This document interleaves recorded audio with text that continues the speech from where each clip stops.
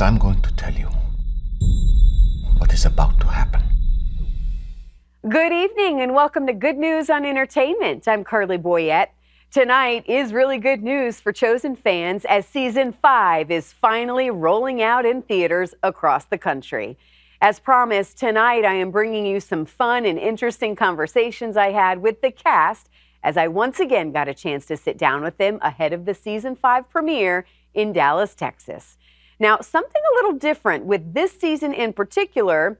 If you have not caught up on all the episodes, it's okay. Season 5 can be watched as a standalone season. Now, in my opinion, there is no reason not to watch Season 1 through 4, but I get it. Sometimes it's easy to get behind. Or maybe you're one of those that has heard of The Chosen, but still really is not sure what this is all about. Well, let me catch you up to speed. The Chosen is a groundbreaking historical drama based on the life of Jesus, who is played by Jonathan Roumie. But the series really follows Jesus' journey through the eyes of those who knew him, including his disciples. Set against the backdrop of Roman oppression in first century Israel, the 7-season series shares an authentic and intimate look at Jesus' revolutionary life and teachings. Now, this is what's interesting. It started as a crowd-funded project, which has now grown to over 250 million viewers and more than 17 million social media followers. And it's also important to note that Dallas Jenkins, the creator and director behind the series, has always made it very clear this series is not meant to replace the Bible. There are some scenes and characters that Dallas and his fellow writers have taken some liberty with, but the goal has always remained the same, never to change the core message of the gospel and to tell the story through a lens of, is this something that would be plausible during Jesus' time here on earth? The success of this series really is exciting as more and more people are being exposed to the story of Jesus. And with that said, let's go ahead and get started on peeling back the layers of Season 5, The Last Supper. You must know something. I do believe that Jesus is most likely the Messiah. Why? Why what? Why do you believe that? I've seen too much. Then why are you doing this? I suppose I have not seen enough.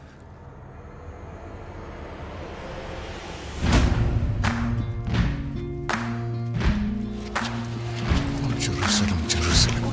You can run on for a long time. My house shall be called a house of prayer, but you make it a den of thieves! By what authority are you doing these things?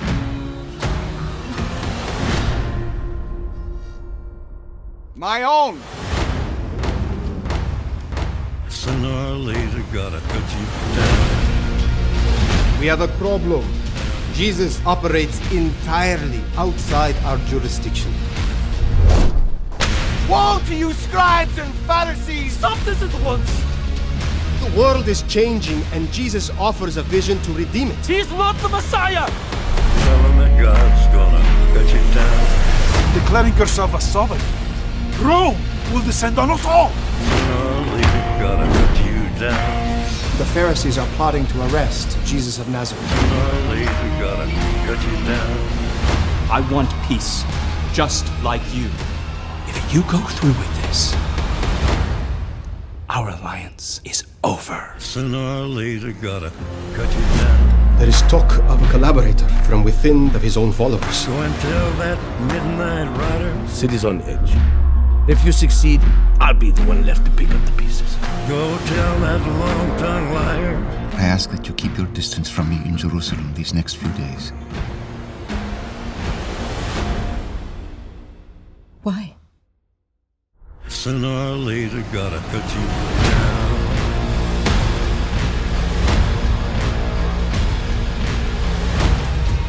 You serpents! How will you escape being condemned to hell?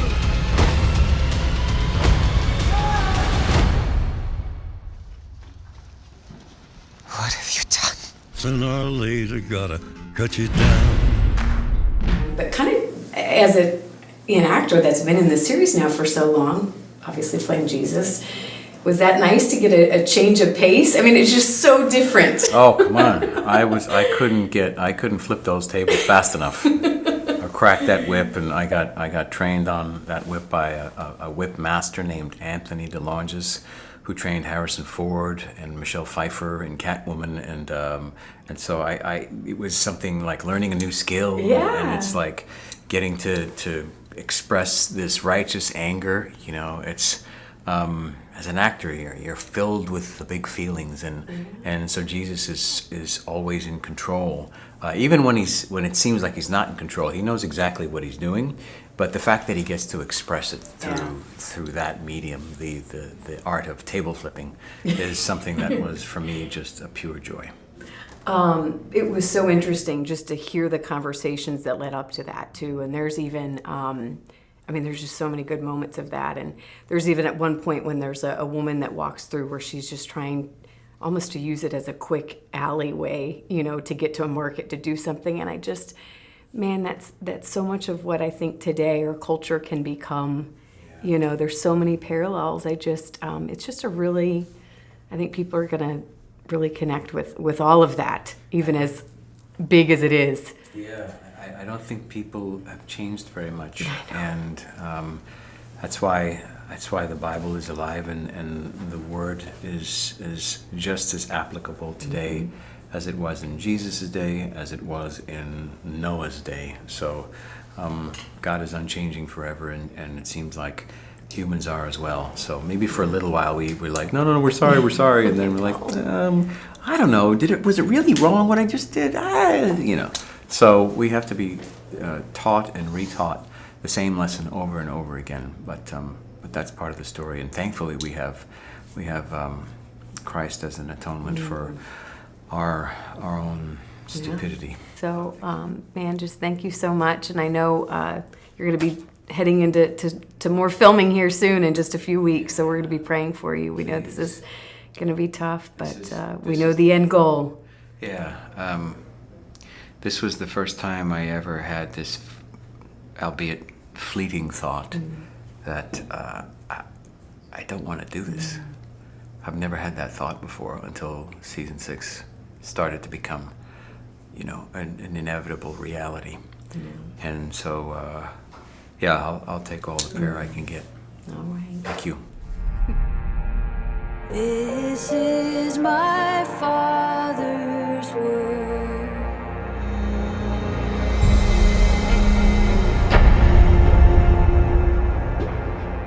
Oh, let me never forget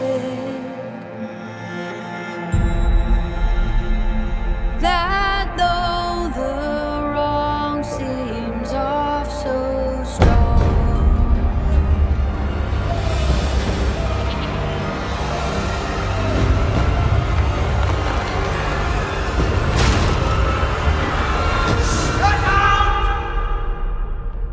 The hour is coming.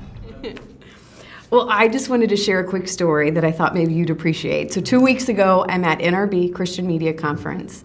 I'm sharing with kind of a colleague that I'm just recently started working with, and I tell him how The Chosen has changed my life, how it kind of put it on a different career path, and I kind of share a little bit of my testimony. And then with this gentleman afterwards, he was very sweet, heard my story. He goes, well, he's like, I don't mean to kind of trump that story. He's like, I'm the guy that messaged Dallas and said it was Alex. Oh, wow.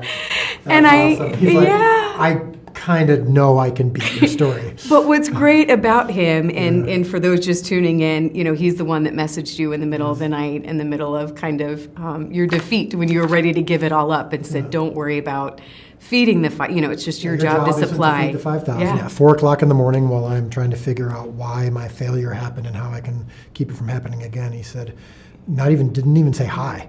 Just said, remember, your job is not to feed the 5,000, it's only to provide the loaves and fish. And he was so humble, though, because he was so sweet, and he wasn't trying to take credit. He was like, it just was such a good example of small obedience can lead to big blessings. Well, it's changed the world. If you think about it, the name of our studio is 5 and 2 Studios. The Chosen doesn't exist without that. Without that without that very small moment from a very humble guy. Yeah, and So, he is. It was very beautiful. sweet, and it was humbling for me to be. I just feel like it's kind of what is it? The 7 ways of Kevin Bacon. I feel like that 6 you're going to degrees be of 7 days. yeah, like it's going to be you now with Dallas Jenkins. All right, let's talk about this season in particular. I've just seen a third of it. I just saw the first one, first part of it, and let's talk about the fury, the anger that it's kind of the first time we see Jesus really portrayed. I think I can't think of a whole lot of other stuff that's been shown like that. Yeah.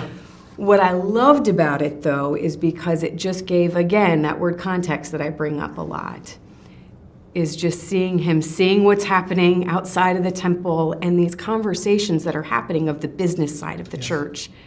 It feels a lot like what can still happen today. Yes, and that's the thing that I think the Chosen, what we're best at, and what I think is our responsibility is we've seen the story before, we've read it a million times, we've seen it portrayed on movies before.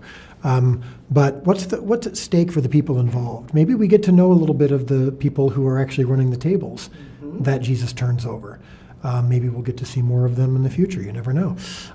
Maybe we need to understand the Jewish context more. So the Gentiles, when they come to talk to Andrew and Philip and Tamar, and are asking questions, and they're getting a lesson. We're, as the viewers, getting a lesson on what these sacrifices are supposed to be, and what is the context behind what Jesus does and why it's so impactful. And then, yes, even his followers. What does it mean for them?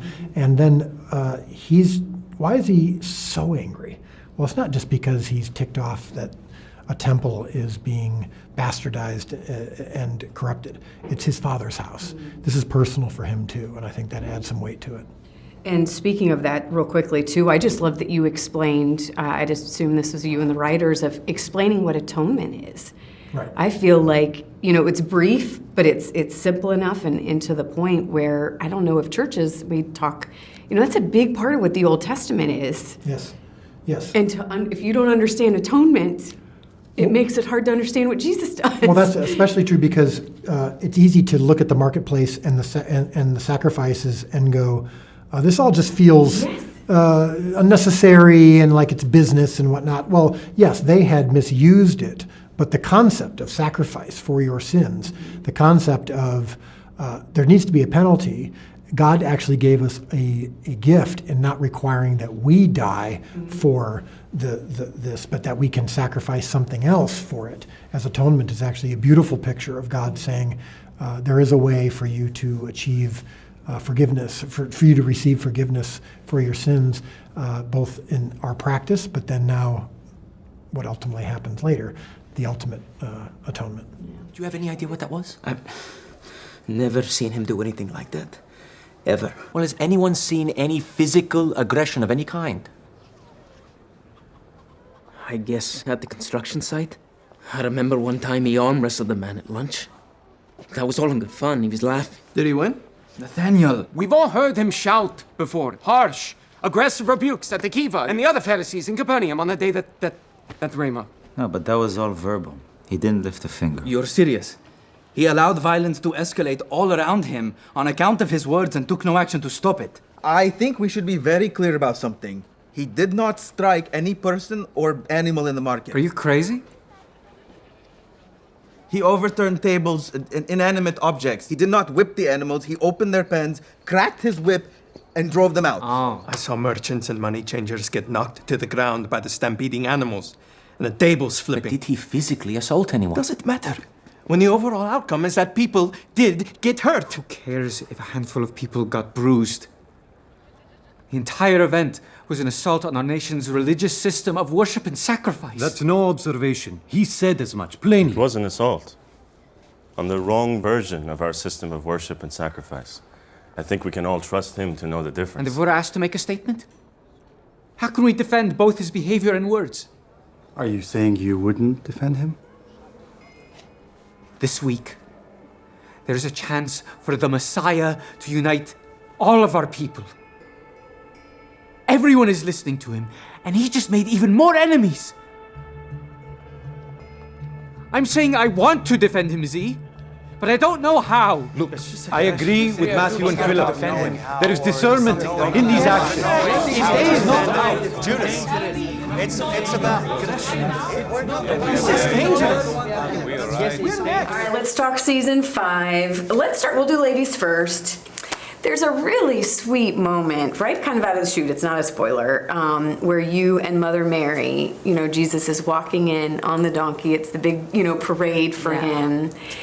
And it's such a special moment where you both can see the anguish in his eyes. And I just, this is what your role has done so beautifully of kind of pointing out what women can bring, what women notice.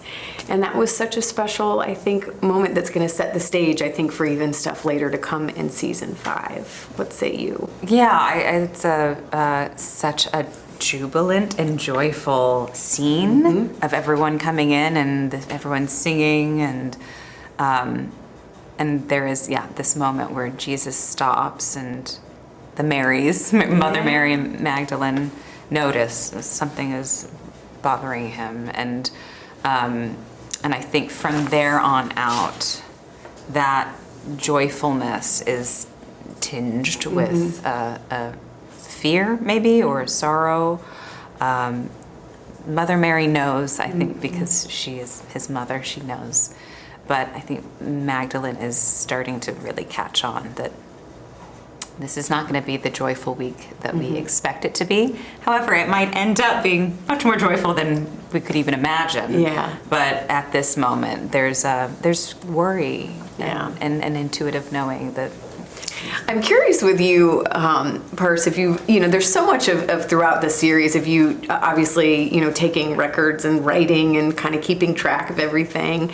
Have you ever, do you journal or has it made you want to go, you know what? I mean, now we have social media and everything's, on camera, but I'm curious if it's maybe changed your outlook on how you remember things. I make lists, a lot of lists, like to-do lists, things I need to get done, things that need to be paid, whatever, list. Yeah.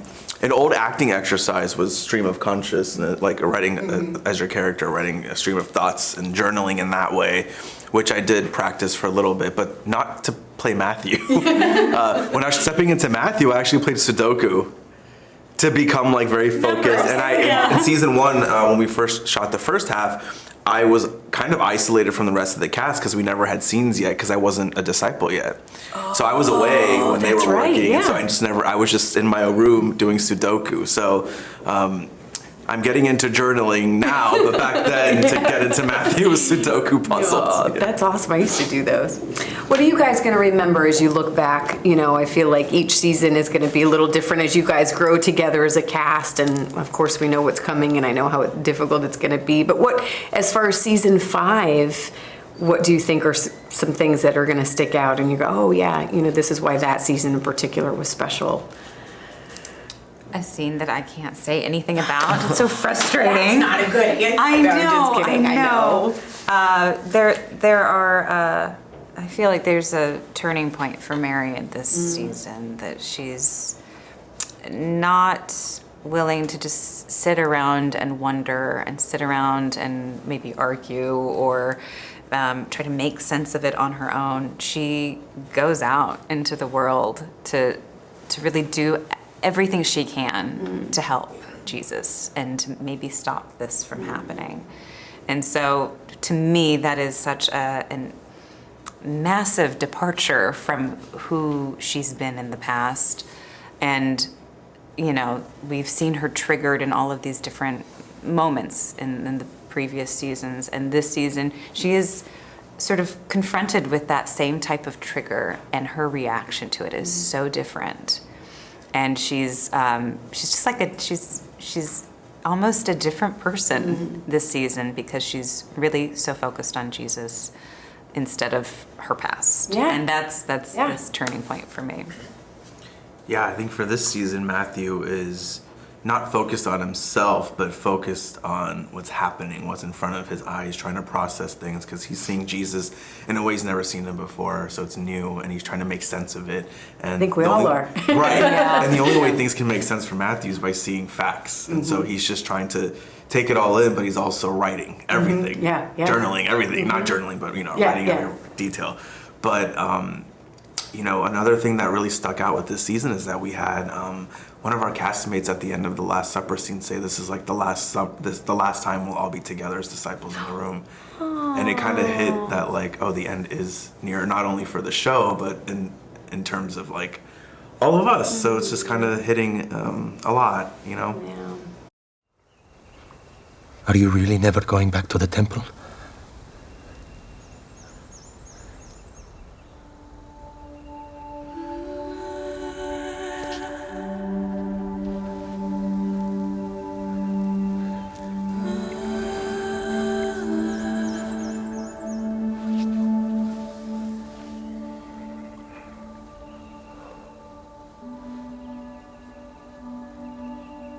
If you'll all leave me, I'd like to be alone as I take it in. I'll come back to the house after dark. I just need a moment.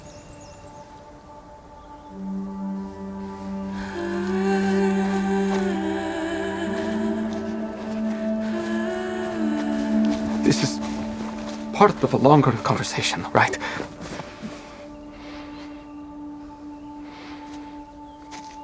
There's more clarity coming.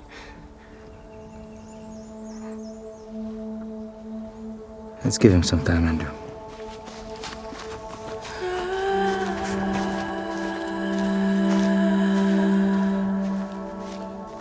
I love you. I love you too, John. Well, guys, I'm excited to sit down with you guys. I know we just have a few minutes.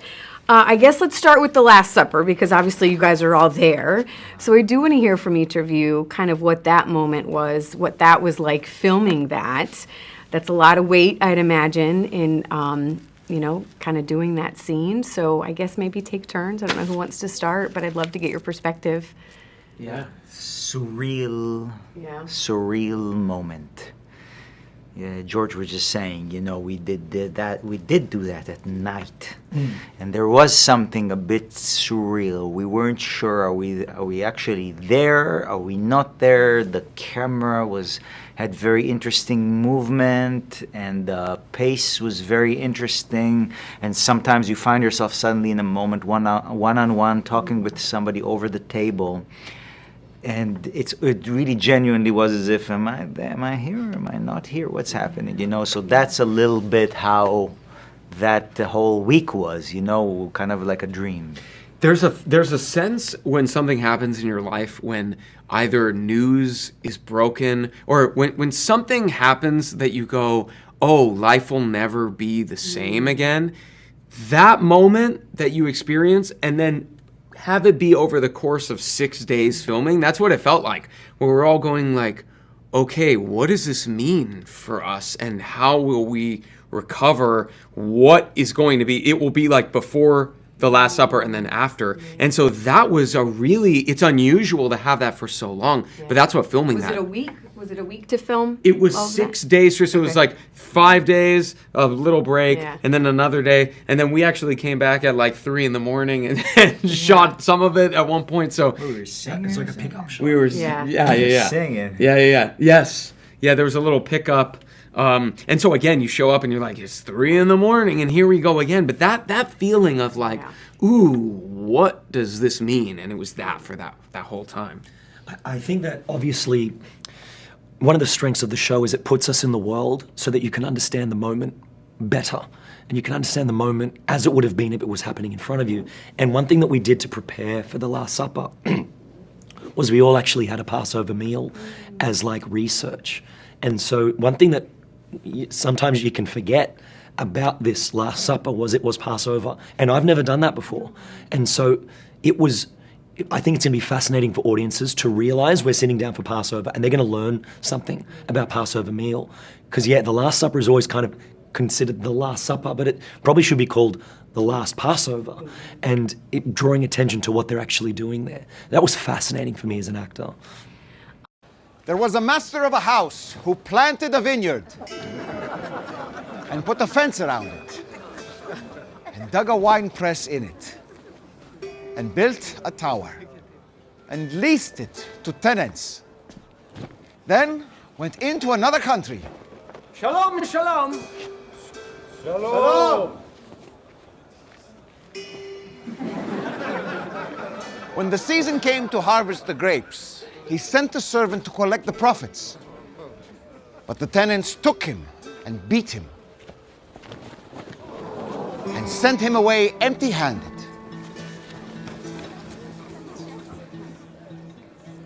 Again, he sent to them another servant. And they struck him on the head and treated him shamefully. Still yet another servant he sent. And him they stoned to death.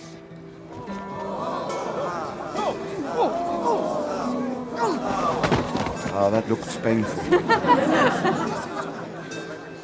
He is quite dead. Finally. Now, as I mentioned, The Chosen also held their premiere in Dallas, Texas to celebrate season 5 hitting theaters. Let's take a look at some of the fun there as well.